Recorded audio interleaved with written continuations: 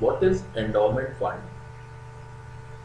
It is actually the amount which a non-profit organization receives as a bequest or a gift.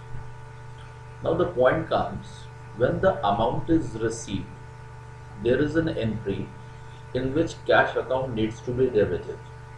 Now, if the amount which has been received is utilized in one financial year itself, it is considered to be a revenue nature income.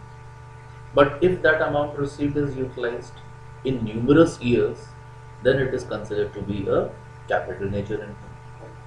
Now, when we talk about endowment, what is endowment?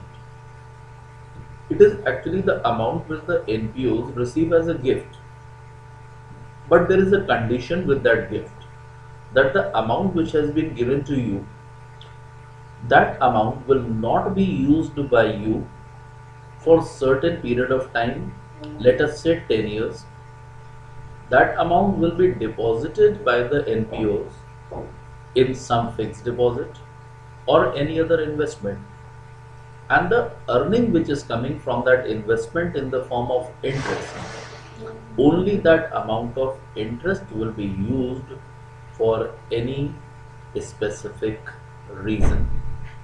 That amount received by the NPOs in the form of a gift is known as endowment receipt.